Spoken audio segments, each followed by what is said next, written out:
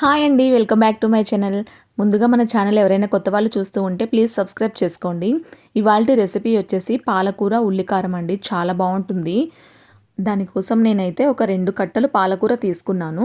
శుభ్రంగా ముందే కట్ చేయకముందే వాష్ చేసుకున్నానండి. నీట్గా 2-3 సార్లు వాష్ చేసేసుకొని ఇప్పుడు ఆకులు తీసుకొని ఇలా చిన్నగా కట్ చేసుకోవాలి. పాలకూరని ఎంత చిన్నగా కట్ చేసుకుంటే కర్రీ అంత బాగుంటుంది. ఇలా చిన్న చిన్నగా మొత్తం 2 కట్టలు కూడా కట్ చేసేసుకుంటున్నాను. 2 కట్టలు కూడా చిన్నగా కట్ చేసుకుంటున్నాను. లేత కాడల వరకు కట్ చేసుకున్నాను. ముదురు కాడలు తీసేసి పక్కన పెట్టేసుకుంటున్నాను అనమాట. రెండో కట్ట కూడా సేమ్ ఇంతే అండి. లేతగా ఉన్న వరకు కట్ చేశాను కాడలు. ఇంకా ముదురు కాడలు అన్నీ పాడేశాను అనమాట. ఇలా కట్ చేసేసి పక్కన పెట్టేసుకోవాలి.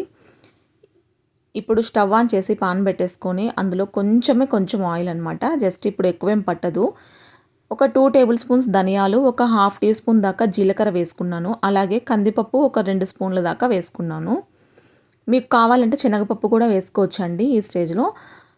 అవి వేసుకొని బాగా ఫ్రై అవ్వాలి. ఆయిల్లో మంచిగా ఫ్రై చేసుకుంటే మంచి స్మెల్ అనేది వస్తుంది కదా, దాంట్లో నుంచి జీలకర్ర ధనియాల స్మెల్ చాలా బాగుంటుంది. ఇంకా 2 ఎండుమిర్చి వేసుకొని బాగా ఫ్రై చేసేసి పక్కకు తీసైతే పెట్టుకున్నాను. అదే ప్యాన్లో ఇంకొంచెం ఆయిల్ యాడ్ చేసుకున్నాను. పెద్ద సైజు ఆనియన్ ఒకటి తీసుకొని చిన్న పీసెస్గా కట్ చేసుకొని ఆయిల్లో వేసి బాగా ఫ్రై చేసుకోవాలి. ఇది ఫ్రై అయిపోయిన తర్వాత ముందుగా ఫ్రై చేసుకున్నాం కదా ధనియాలు జీలకర్ర, ఇది మిక్సీ పట్టేసాను అనమాట. మిక్సీ పట్టేసుకొని ఇప్పుడు మనం ఆనియన్స్ కూడా ఫ్రై చేసుకున్నాం కదండి. ఈ ఫ్రై చేసుకున్న ఆనియన్స్ కూడా మిక్సీ జార్లో వేసేసుకొని కొద్దిగా చింతపండు వేసుకొని మిక్సీ పట్టేశాను. తర్వాత ఏంటంటే కర్రీకి సరిపడా కారము, అలాగే సాల్ట్ కూడా. ఆకుకూరకి ఎక్కువ సాల్ట్ పట్టదండి, కొంచెమే అంటే కారం ఎక్కువ వేసుకుంటున్నాం కాబట్టి దానికి సరిపడా వేసుకోవాలి. ఇది మొత్తం ముద్దలాగా ప్రిపేర్ చేసుకొని పక్కన పెట్టుకోవాలి. ఇప్పుడు అదే ప్యాన్లో కొంచెం ఆయిల్ ఎక్కువ వేసుకోవాలండి. ఈ కర్రీకి కొంచెం ఆయిల్ ఎక్కువ ఉంటేనే బాగుంటుంది టేస్ట్. ఆయిల్ హీట్ అయిన తర్వాత కొద్దిగా పోపు దినుసులు, కొంచెం మినప్పప్పు పంట కింద తగులుతూ ఉంటే చాలా టేస్టీగా ఉంటుందండి మినప్పప్పు. ఇంకా దంచి పెట్టుకున్న వెల్లుల్లి ఒక 10 రెబ్బలు తీసుకున్నాను. పాలకూర వెల్లుల్లి కాంబినేషన్ చాలా బాగుంటుందండి. పోపు అంతా బాగా ఫ్రై చేసుకోవాలండి. పోపు బాగా ఫ్రై అయితేనే టేస్ట్ బాగుంటుంది. ఇలా ఫ్రై అయిన తర్వాత ముందుగా మనం ప్రిపేర్ చేసి పెట్టుకున్న ఉల్లిపాయ ముద్ద ఉంది కదా, మసాలా, అదంతా వేసేసుకొని మీడియం ఫ్లేమ్లో పెట్టేసుకొని బాగా ఫ్రై చేసుకోవాలన్నమాట.